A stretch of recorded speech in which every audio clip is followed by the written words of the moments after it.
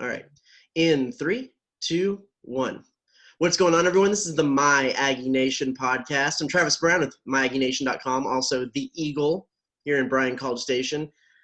Always so dapperly dressed, only because he only uses his profile picture on Zoom with his nice button down. That is Zach Taylor from WTAW. Always can't disappoint if you're rocking the old Cowboys shirt. I mean, I've gone full give up, and I'm just going hoodie and hat now because, this is podcasts are laid back. They're conversational. You gotta be comfortable. But no. I'm in comfy clothes right now. I've got my hat on and got my pullover on, everything else. So I'm nice and toasty. I thought you said overalls. Anyway, we need to cut to the chase here, and that is that we have the great Mallory Talbert from the Fighting Texas Aggie volleyball team here with us to talk a little bit about what's been a weird but I'm sure exciting season for y'all. Yes, it really has been. It's definitely been a lot different than previous seasons. Yeah, okay, so let's start at the beginning. So y'all are getting back in town. Well, I guess this isn't the beginning, but at least the beginning of the time in College Station here. Y'all are back in town. You're starting workouts. You don't have a schedule. You don't know what is going to happen. What is that like? How are those practices like when you don't even know what your season's going to look like? Yeah. Honestly, it was more challenging than I thought it would be, just because as we saw other conferences dropping out, there was just a lot of confusion. But Bird did a really good job of talking to us and making sure that we remembered, while we were in quarantine, how bad we wanted to be in the gym and how bad we all wanted to be back together. And so just taking advantage of all the time that we had, whether or not we were going to have our season in the end, but just ultimately just being thankful that we were back here, that we were all healthy. And so I think that was a really big driving force for us to just take advantage of the time that we had, no matter what was about to happen. Just kind of piggybacking off of that, Mallory, I mean, not so many things that you didn't know, so many factors that were out of your control. So how was it just dealing with what you could control and making sure that you guys were ready when the time did come around? Yeah, I'm very much a control freak. I do not like the unknown. I like to just take everything that I can and hold on to it as tight as I can and do it myself. And so it was really, really tough. But genuinely, we have just the greatest team and the greatest staff. And so we all have so much trust and we can really rely on each other. And so no matter what we were going through, we just had to just get past it and just keep working hard, because if we didn't have a season now, we're going to. And so no one wanted to get even more behind than we were. Yeah, so you got a little bit more extended fall camp time. Got to prepare a little bit more. How were y'all able to utilize that to put into different systems? How does that look different, and how did y'all utilize that extra time?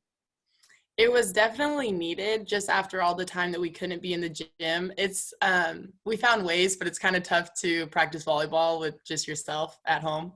And so we definitely needed that time. We needed that time to get back some of the muscle that we had lost. So we were hitting the weight room really, really hard. And then after we were starting to see these results in the weight room, then we would pull back on weights a little bit and hit volleyball even harder, just to get back into training shape. But I was really thankful to have that extra time because it had been a while since I had been in the gym.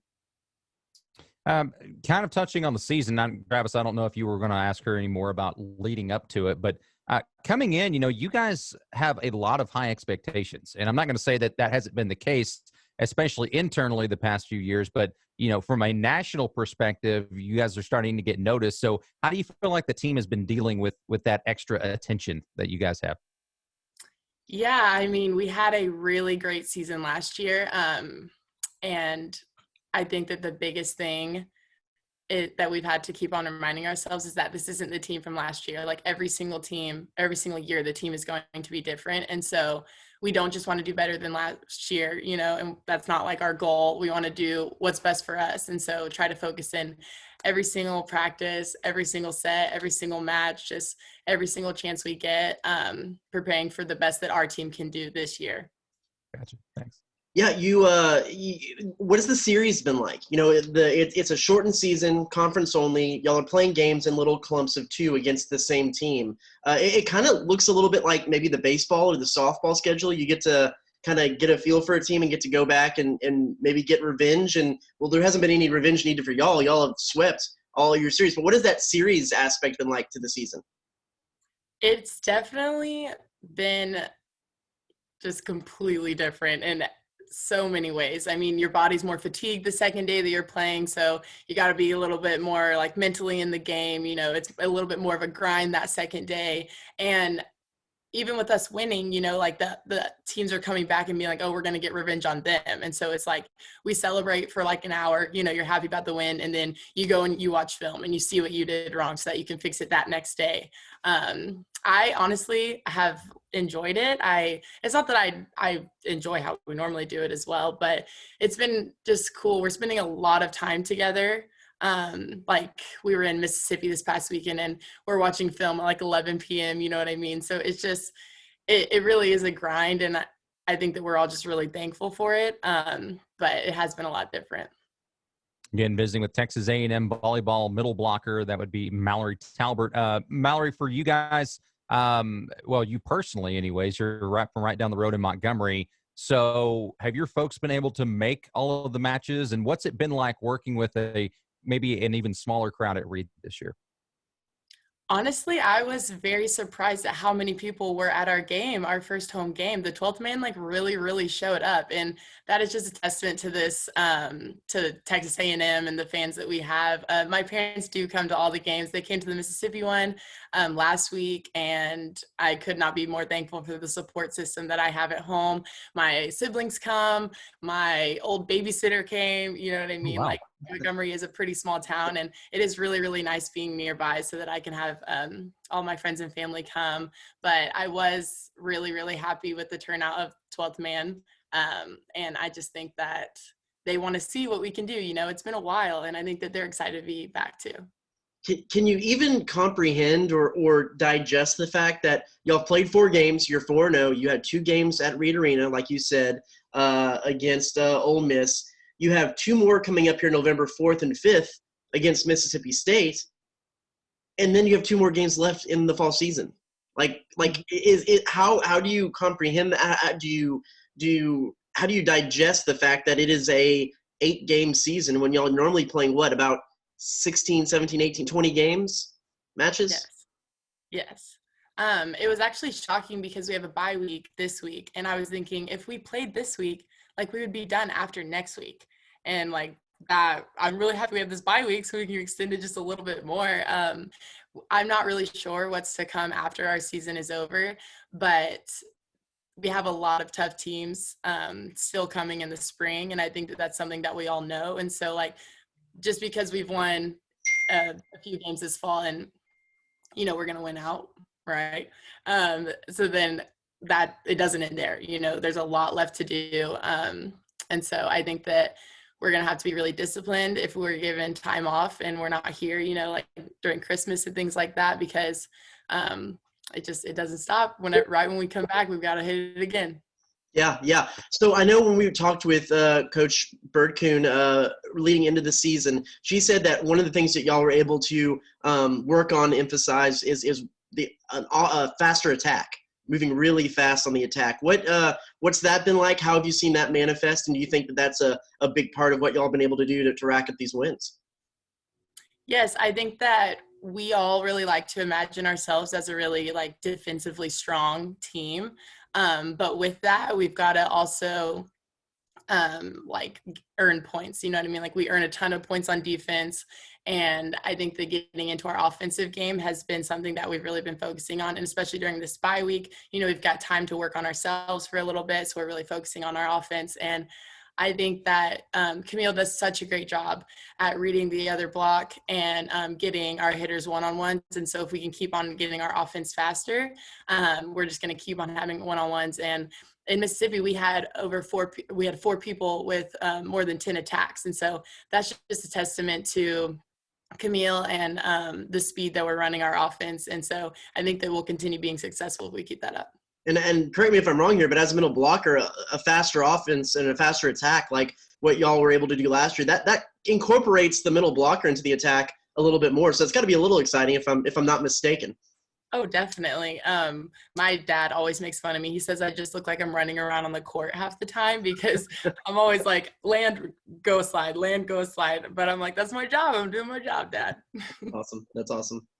Mallory, as you guys keep moving forward, I mean, undefeated, you can't ask for a much better start than that. But how do you make sure that you guys continue to stay playing on that level? And what do you hope to see the rest of this fall? And like you said, going into the spring as well.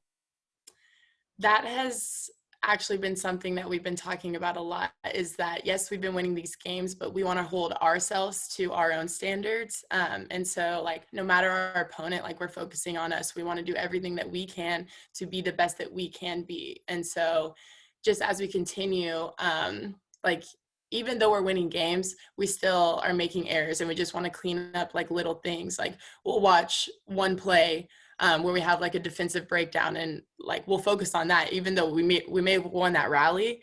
It's just really important for us to pick out those points, be super, super disciplined in practice, so that that'll translate into our games. Zach, I'm going to resurrect one of our old questions from the early days of the podcast, because this team fits this question a lot.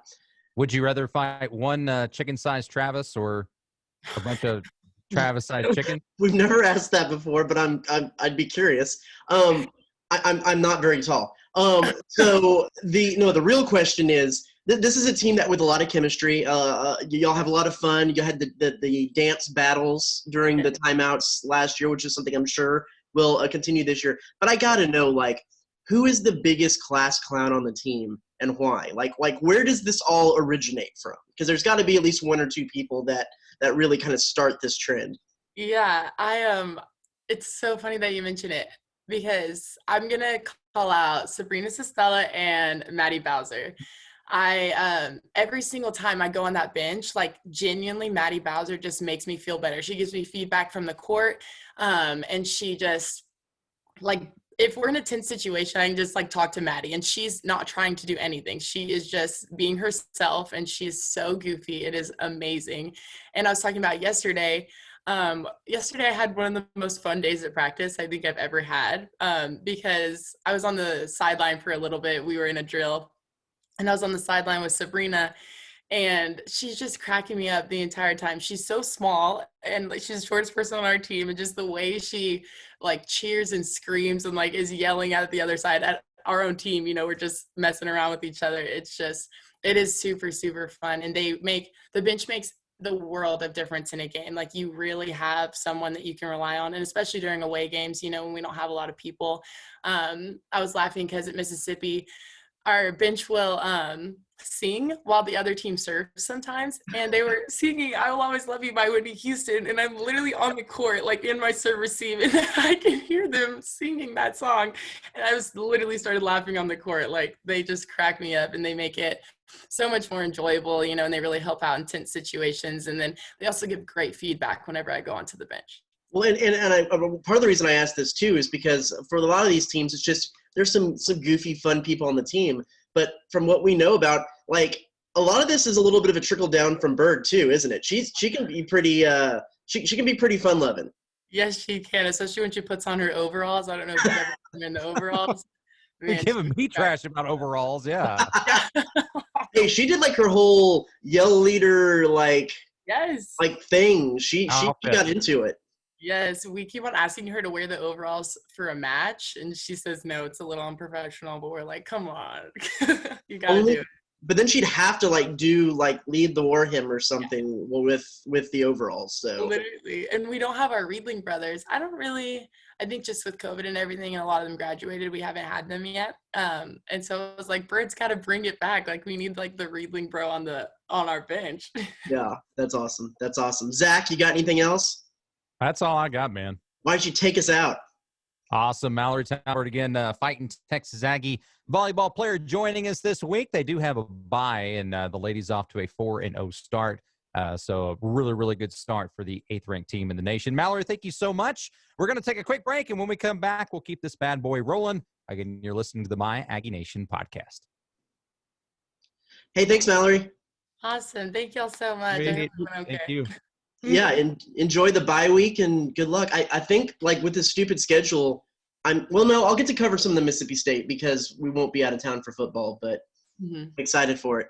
Oh, didn't ask, are you going to get to go to the football game this weekend or anything? Or I am going. My boyfriend actually plays on the team, so I'll be sitting down there. I will probably spend most of the time inside if it's going to be this cold outside. Yeah, probably. I got to go to Montgomery Friday. Oh, really? Yeah. Well, the high school team that I cover is playing Lake Creek. Yeah. So, yeah. So anyway. Awesome. The journalist in me has to ask, who's your boyfriend? Max Wright. He's number 42. Oh, With the neck roll and the hair and the Ash. how do we feel about this? Now that we're not recording. He loves the stash, and I cannot crush his dreams. But I do tell him that I'm gonna shave it while he's sleeping one day. Fantastic. That's fantastic. Well, hey, thanks so much. I think we're going to continue recording on here, but we'll see you down the road. Yeah, thank y'all. Thanks. Mallory. Bye. Sweet. We're going to do some football chit piercing chat. into my soul with those eyes. Oh, wait, she's not off yet. Yes, she is. They were very blue. She just got very blue eyes. So my recording effed up a couple of times. If you could send me yours, and I can plug and place. Yeah, then I'll keep this rolling on here, and I'll send you the whole shebang. Yeah, this computer, man. I'll get off of it, and I was looking up some stuff on volleyball, so I'll go to a different tab, and whenever I did, the recording locks up. Weird. And it does that if I've had too many tabs open for too long. Weird. So yeah, and I don't feel like restarting my computer or closing down every tab every time I leave the office. So yeah, it's stupid. I'll be glad. So corporate's been so big on the video push and everything that we've done these Zoom hangouts with people, and it's been so hard to find 2 guests a week. So hopefully when football season winds down, we will resort just to podcast, and Cease and Alex can go kick rocks. Yeah. Go kick rocks. But yeah, let's just. Well, you wanted Marissa off, I guess, because you use the video. Yeah, we'll post the video. So, gotcha.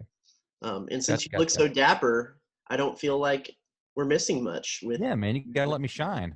Yeah. So. All right, cool. Well, let's talk about some football. We don't have to plan it. We haven't talked about football in a while, so we're gonna wing it. We're winging it. All right, I got it recording, so just whenever you want to roll. Oh yeah, you can bring it back. Big thanks to Mallory Talbert for coming on with us today. Again, her squad, Texas A&M Volleyball, off to a 4-0 start, ranked 8th in the nation, at least from what I saw in the latest polls. But they've got a bye this week, so much deserved rest for Mallory and the ladies. But we were talking about this, Travis. There's a lot going on around Aggie land. Of course, volleyball has been in action up until now. Football had their bye last week, and they're back in action this week against Arkansas, which is always a really close game, it seems like. Right. So, we got football back in Aggie land again this week. It's been a hot minute. Yeah, those Arkansas games have always been the most fun. I mean, they're just fun. Maybe, and I know I'm biased because I'm from Dallas, so every time we got to go up to Jerry World, I got to see my family, see some friends, hang out there. But you always were. It was an 11 o'clock game, and that was always a drag. But it was always fun. And I'm actually, for one of my stories for the later this week, I'm going back to look at the 2017 game, which was Kellen's first. And that was fun. You got Daniel LaCamera kicking a field goal to put it into overtime, and Armani Watts getting an interception late in the game, in overtime to seal the deal. Kellen with that 89-yard touchdown run where he wasn't a touchdown because they said he stepped out of bounds, then he didn't. And I don't know. What do you remember about that game going back? I remember the touchdown run. The overtime interception. I mean, Armani Watts had a couple of those. He had another one against Tennessee in his career. Mm-hmm. But as far as Arkansas goes, I mean, yeah, overtime, no big deal, right? There's only been 3 of those in the last 5 years or 6 years that they've had there in Arlington. But, I'm kind of with you. I mean, from not necessarily from a fan standpoint, but just from a media coverage standpoint, it's nice to be at Jerry World because it breaks up the monotony some. I think that there are plenty of fans that appreciate that point as well. But I know that there is something special about being on campus and having that environment. You've just never been able to replicate that up in AT&T Stadium. So I just want that Jerry World press box food, man. That macaroni and cheese. Which I don't know with COVID-19. Yeah, your friends in the Dallas Cowboys beat, are they still getting the same? I don't know. same I'll have to ask them. I haven't asked anybody, but yeah, man, nothing beats the AT&T Stadium macaroni and cheese. Oh, Yeah, the so mac and great. cheese is pretty legit. So for Back- that, we Back when I was appreciate at the Fort Worth Star Telegram and covering games up there, I used to always cover the Thanksgiving game, and I will tell this to my mother's face. That was the best Thanksgiving meal I've ever had. Yeah, In the yeah. Jerry World press box. So Okay, all right. yeah. I don't know if well, I have been there at Thanksgiving, but I've not been able to sample the food up in the press box. Oh, it's fantastic. So that being said, another big A&M Arkansas bout. It'll be one at Kyle Field this year. And here's kind of something that I've been thinking about. Everyone talks about, players, fans included, how much each year it seems like A&M on paper is a much better team than the Arkansas team, and the records usually indicate as much.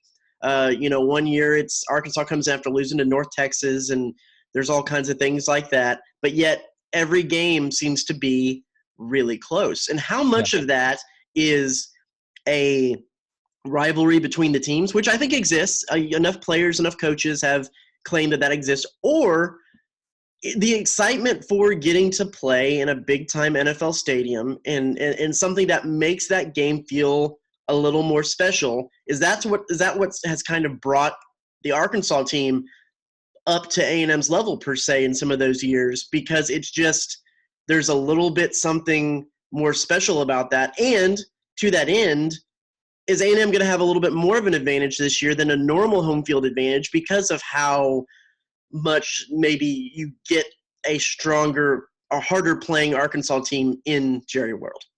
Well, I think playing at a neutral site definitely helps whoever is the visiting team because they don't have to go to the other person's place. But yeah, I guess so, because in Arkansas, a lot of those kids are from Dallas. It's at that point, it's always been against the first ranked team or generally the second ranked team that they faced that year. So A&M would have been the biggest first opponent that they would have. And they're going in, they're wanting to kind of put whatever losses that they had behind them. And yeah, as you mentioned, typically it's been a slow start for Arkansas, but for some weird reason, this game, which usually occurs a month earlier than now, usually is one that Arkansas really shows up for. And I think the fact that you do have a lot of Texas kids, you've got a lot of DFW kids that are playing in it for Arkansas and for A&M. And the fact that Arkansas has generally been the underdog. And I don't know if A&M I don't think A&M's ever taken them lightly in this game. But at the same time, with all the different pomp and circumstance around you in dealing with going to this big stadium and, going on the road sort of, and, a lot of the kids maybe seeing their family and friends that they haven't seen in a while. I think there might be a few distractions out there. And so you wonder if that might not play a role in it. We'll see. I mean, if you come out and say A&M just completely demolishes Arkansas, and it's not really even a close game on Saturday, then I think you might have a valid point. But I'm expecting another close game, honestly. Yeah, you just go back and think. I mean, any kid who's played sports growing up has done the whole bit where they pretended like they're the professional athlete, and whether that's being a little league player and wearing a batting practice top before and putting your jersey on, or in high school where your coaches make you wear a suit to class before everyone is trying to pretend to be a professional. And I think there's something to playing at AT&T Stadium where some of these guys get to pretend to be a professional a little bit, and they get to that kind of gets the juices flowing a little bit more. So yeah, we'll see. So here's the biggest rub with A&M and Arkansas. Arkansas is a team that leads the nation in interceptions, leads the conference in interceptions, has really done a good job of getting turnovers and capitalizing on those turnovers, turning those into points. I know a lot of people want to see, have a lot of complaints about this A&M offense in the past, and it's staying inside a 20-yard box and not really producing a lot of explosive plays. Do you think that this is a game where you go ahead and put that on the shelf and say we're going to play conservatively and make sure we have the ball security and run the ball? Or do you expect to see a more wide open game plan, something that's a little bit more spread out, even though Arkansas has shown its propensity for creating points with the defense? I think so much of that being conservative reflects on Jimbo Fisher's coaching versus, how A&M, how the players respond and that sort of thing. I think that Fisher, especially in games in which A&M arguably has more talent on the field, will play more conservatively. I think they're going to have no qualms about handing the ball to Isaiah Spiller 20, 25, 30 times this game. I think that they're going to use him a lot, much like they did against Mississippi State. You're not going to go to the air unless you absolutely have to. I think that's just kind of Jimbo Fisher's MO. In games where he feels that his offensive lineman can dominate the line of scrimmage, where A&M can create holes for that running back to run through and they can get that running game established, he's going to lean heavily on that. Now, that being said, are they going to completely go away from the pass? Of course not. They're still going to try and find some open lanes, some open receivers. I don't know how many guys actually have the big playmaking ability right now. It's really hard to tell. It's hard to tell out of those wide receivers, that young wide receiving core, who's going to stand out. Aniyah Smith has gotten close to really having some breakout games, but I'm talking about, the Chase Lanes of the world. Obviously, Caleb Chapman had his biggest game against Florida, but then he gets injured for the rest of the year. So what's it going to look like when it finally comes down to the middle of the season? Who's going to be really shining and who's going to be kind of left behind? But I expect A&M will play conservatively. That's also why I'm expecting it to be another close game. It'll be a huge boost, though, if they can get Hez Jones back. I think he's a guy, he has years under the system, knows the playbook. You just see how excited Kellen Mond looked when we asked about who's looked good, and he jumped out there right away and said he'll be back, even though Jimbo Fisher said it might be a game time decision. You got to think that for Kellen Mond to kind of be that excited about it, he's a guy that he trusts and that could really bring something to that offense. Yeah, anytime you can get somebody with some veteran presence, we mentioned they've got such a young receiving core with Jamon Osborne having opted out and Chapman having gotten injured.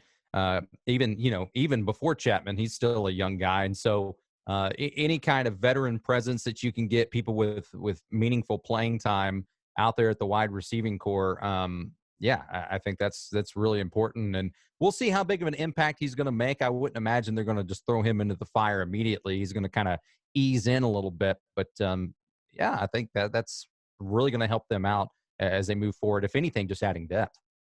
Here's my other thought and potential key to the game. Arkansas comes into the game as literally one of the worst teams in kickoff defense. They opponents average about 28 yards per kickoff return this season. A&M is one of the worst in kickoff returns because they've only tried to return 2 kickoffs for 10 yards. They've fair caught everything else that hasn't gone into the end zone. Is this a game where you see A&M try to actually bust out a few kickoff runs, or is the thought process of this season just fair catch the ball, start on the 25, and let's go from there? Especially, it's a double-edged sword because Arkansas is a team that does not do kickoff return coverage very well, but forces a lot of turnovers. And do you want to continue that conservative thought process like we just talked about on offense into special teams, or do you try to let your special teams get you some points? Well, if we're aware that Arkansas is giving up so many yards on kickoff coverage, then I'm sure Jimbo Fisher and company are as well. I would expect that this game, Jimbo's going to let those guys bring it back. Now, how they're going to do it the right way is another question. I mean, you saw initially from Vanderbilt, A&M has been kind of lost in the weeds when it comes to kickoff return this year. Even in times where they have decided to bring it back out, it's been interesting to say the least. So, are you going to have those guys coached up? Are they going to know exactly what to do? Hey, if this ball's going over my shoulder, I let it go. If it's out in front of me, I run up to it, and I'm going to take it off with it. But I would expect that A&M, Jimbo sees those numbers. He says, look, what's going to behoove us more is calling fair catch and starting from the 25. Or are we going to be able to get back to the 30, 35 and get our offense out there on the field? So I think that we'll probably see those guys returning any kickoffs that are in front of the end zone. Sure. Zach, what are you most interested in this game? What are you looking out for? Oh gosh. Can A&M's secondary keep Felipe Franks in check? You know, what they did against Mississippi State, and they really took you had guys taking a page out of the playbook that Kentucky had, and a couple of other defenses who really shut Mississippi State down and shut their quarterback game down. But, you know, Felipe Franks is a guy, he's a veteran quarterback. He's had a lot of big game experience. Can A&M secondary repeat what they did against Mississippi State? Can they shut him down in the passing game? You know, and he can pull it down and run with it as well. So that's another thing to keep an eye on. You know, if the defensive line can get pressured, then I think that they're going to be just fine. But the secondary is still the biggest question mark on A&M's team. Sure. For me, it has to be how well can A&M take care of the ball. It's not been necessarily one of their strong suits. And both of Kellen Mond's interceptions this year have gone for pick sixes, have directly resulted in points. And if you look at some of the two games Arkansas has won, points from the defense have been vital in those wins. And so if A&M can take care of the ball, I think that is the key to win in this game, because Arkansas has proved it will capitalize on those mistakes. So you gotta want to think that keeping possession of the ball and keeping time of possession high is gonna be huge for them. All right, prediction time. Looking here, the spread is 2.5 in A&M's favor. 12.5, excuse me. I was about to say 12.5 in A&M's favor. The over-under is 55.5. Does Arkansas cover? Who wins? Any score predictions? What do you got? I think Arkansas covers. What'd you say the total point spread was? It was 55? 55.5 for the over-under. 55.5 for the over-under. I'm going to take the under on that, actually. Okay. I'm going to take the under. I'm thinking A&M like 28-21, 28-24, something like that. Yeah. That sounds about right. Give me A&M 27. 27, Arkansas 21. Okay. That would be the over. That would be the over, and Arkansas would cover, which is what I believe is going to happen. So, yeah. So two field goal difference between the teams. Okay. Interesting. It is Halloween night. It's a full moon. Crazy stuff happens, man. Well, are you wearing a costume to the game? No, I'm not going to wear a costume. I'm going to go as a poor sports director, radio sports director, which means I just wear whatever is not wrinkled in my closet. I had two ideas, but I'm not going to do them. Because I'd have to order things, and I don't want to do that. One, I think it'd be fantastic to go as Coach Taylor from Friday Night Lights. Okay. They have some nice little Dylan Panthers stuff on Amazon. Or, and I don't know if you're in on this, this is my new favorite thing, I could go as Ted Lasso. Oh, but you'd have to shave the beard and just leave the stash. Yeah, I'd have to do that. And, I mean, I have to get a little AFC Richmond sweater. But if you haven't watched Ted Lasso on Apple Plus, let me tell you, that is a great show. It's a fantastic show. So it's a TV show now. It's a TV show, yeah. Oh, okay. Because, I mean, I remember them coming out with the promo. Right. That they did with Jason Sudeikis several years ago, but I didn't know that they turned it into a TV show. Yeah, it was a commercial it was an American football coach who goes over and coaches in the English Premier League. And it was a goofy commercial they did when NBC got the rights to the English Premier League soccer. And Sudeikis has turned it into a full TV show, and it is Cool. fantastic. It is very campy. It's cheesy, but like you're never going to leave an episode without a smile on your face, and it is hilarious. Okay, I'll have to check it out. So it's worth listen. You have to subscribe to the Apple TV Plus or whatever, but it's worth every dollar to watch it. It's great. It's Okay, absolutely fantastic. So anyway, those are some Halloween costume ideas for you as we close this one out. Have a fun and safe Halloween. Be sure to watch the Aggie football team take on the Arkansas Fighting Football Hogs at Kyle Field for the first time in forever on Thanksgiving, Halloween. And we'll be back here next week in some form or variety of capacity to break down more A&M football. So for Zach Taylor, I'm Travis Brown. This is the My Aggie Nation Podcast, and we'll see you next week. Talking about all that Thanksgiving food. I know. Circled in on that. I was in a hurry to get lunch because I had to run over to CVS for something, and for the first time in forever got some KFC chicken strips. So Oh, yeah? that was an adventure. AFC chicken strips. They're actually better than I remembered. I tried the spicy nugs from McDonald's. Ooh, how are those? Oh, they weren't bad. I mean, they actually had some spice to them, which I was surprised. So, All right, there you go. All right, Yeah. well, I'm